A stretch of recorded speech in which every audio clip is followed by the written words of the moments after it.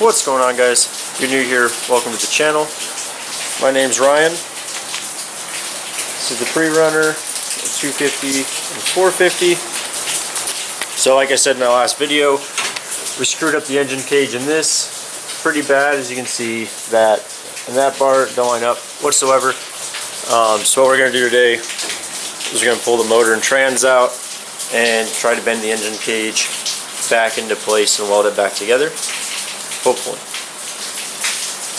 We may not have time to do all that today, but we should be able to get the motor out. So we're going to do first, get this thing backed up so I've got room to get the engine hoisted in the motor in the front,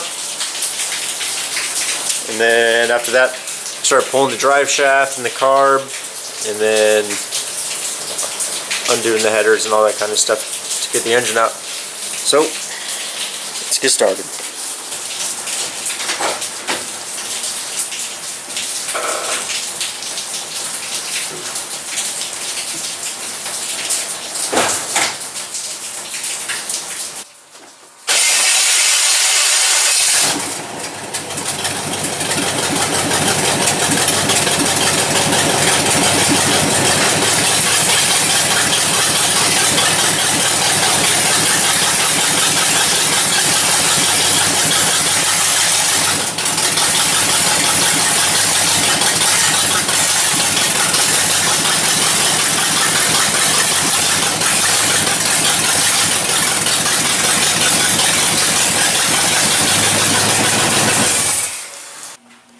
Oh, I also got a knockoff little GoPro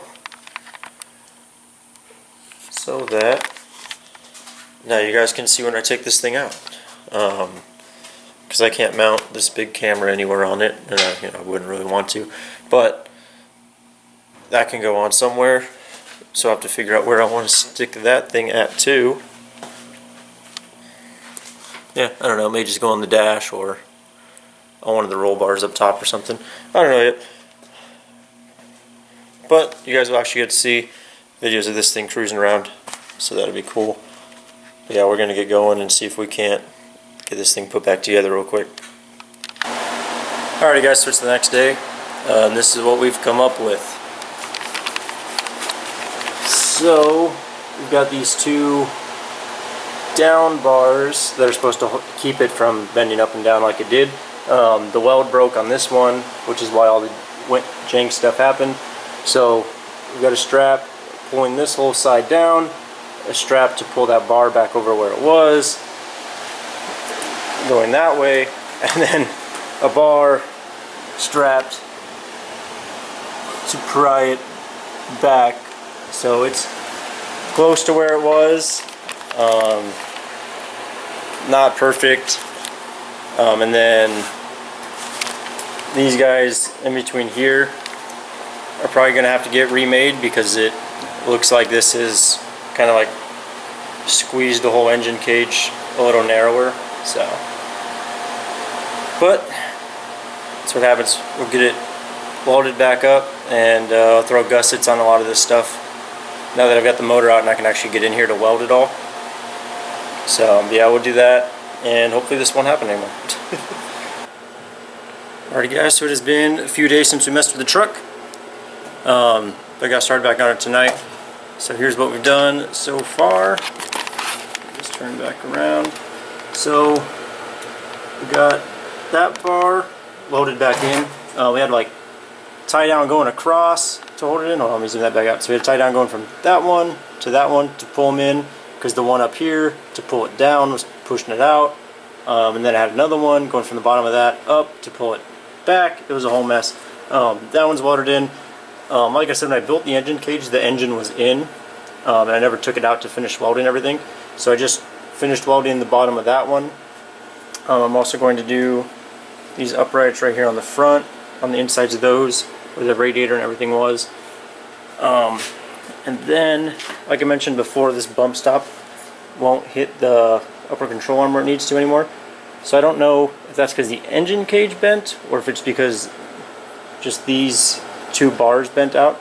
So I think I'm just going to try to hit it with a big hammer, get it to where it needs to be, and then I'll weld a piece of bar from here up, so that way it'll keep it from going in and out any further.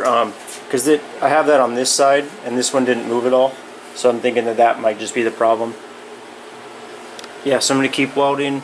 My little $80 eBay welder keeps popping the breaker every 5 minutes, so it's not even 5 minutes, probably like 10 seconds into welding.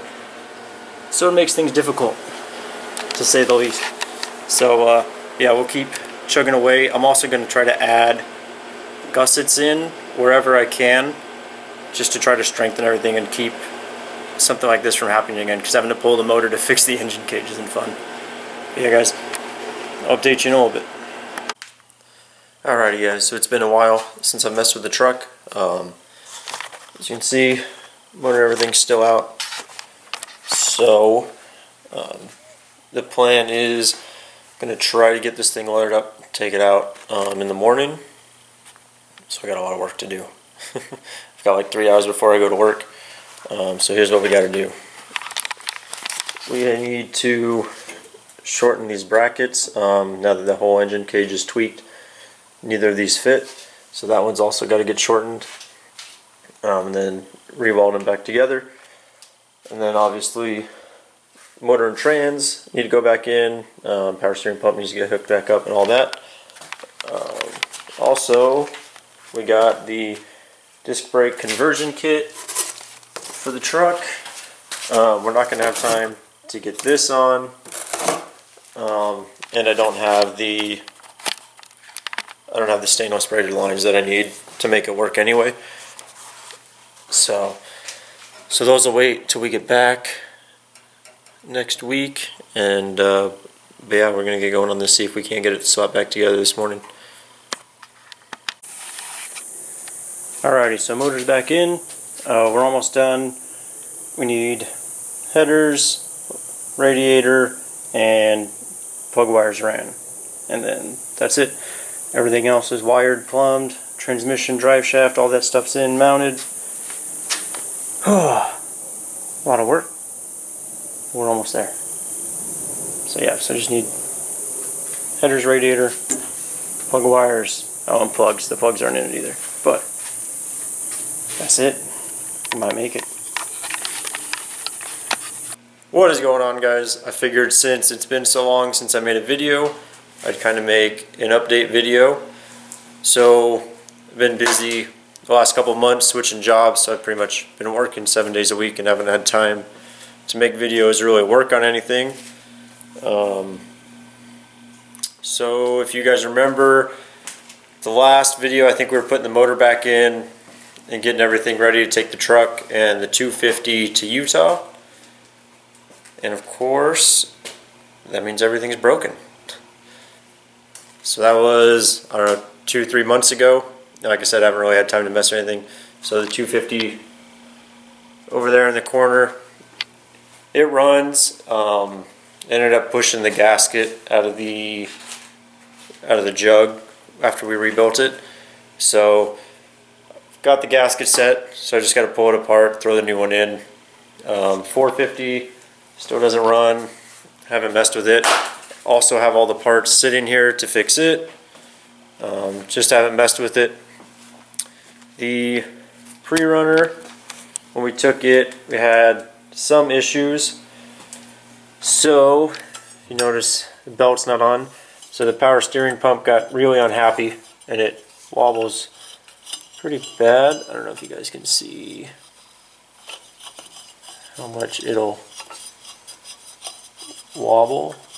Yeah, I think you can see it in there. So it just throws the belt, which a lot of times will throw both belts, so then I have no water pump, no alternator, all that kind of stuff. So that was a struggle. And then the very first day, we bent the crap out of this upper shock mount, which was mainly my fault. It was one of those things that when I built the engine cage, I was like, oh yeah, you know what, I'll go back and finish welding and gusset everything. And then it never happened because driving the truck sounds like way more fun than sitting here trying to weld with my crappy welder.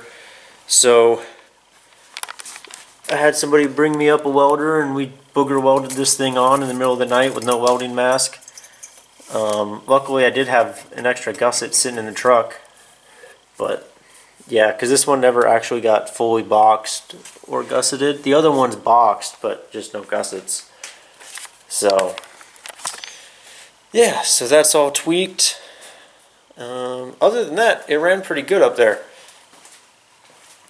So after we got it gusseted, I was able to drive it around, just no power steering, so it wasn't too bad. This axle is out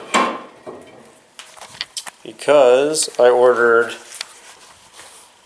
the axle's out because I ordered a, oh no, I can't get it back in.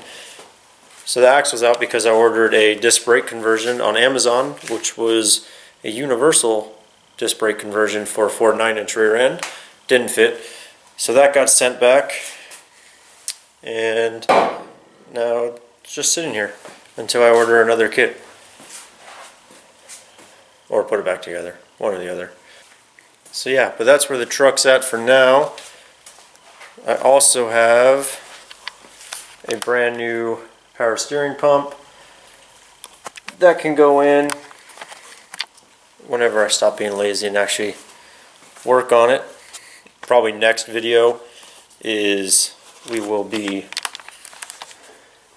cutting all this out and making it look better. So we'll probably just cut these mounts that are super bent and just hammer them flat and do that. Then we will be, I didn't get that. Shut up, Siri. Swapping the power steering pump so that that'll work. And then we'll probably just end up putting this back together because I don't really want to spend the money and buy this crap again. And maybe we'll get to the dirt bike, or we'll do the dirt bike first. I haven't decided yet. It'll be one of those. Oh, one other thing I've decided that's going to happen is this. I've had this sitting in my garage forever, and I've been planning on putting this in this truck since I got it. And I think when I actually do get the rear disc conversion kit, it's going to go right in here. And so the levers will come up right there in front of the little battery gauge. And if you don't know what those are, they're called turning brakes or cutting brakes, whatever you want to do, or whatever you want to call them. It's kind of a old school system. A lot of sand cars had them, stuff like that. And how it works is so you pull, flip this around. So how it works is so you'll pull the right lever. Hold on. Set this shit down. So you'll pull this one, and that'll lock up your back left wheel. You'll pull the right one, that'll lock up your back right wheel, so that you can kind of just pivot, turn sharper. I think what I'm going to do now is I'll just insert some footage of this thing actually driving, since I don't think I've ever posted a video of this driving. And I've got some video of me riding the 250 around, because I actually got a little fake GoPro, so I can actually have footage of this thing going.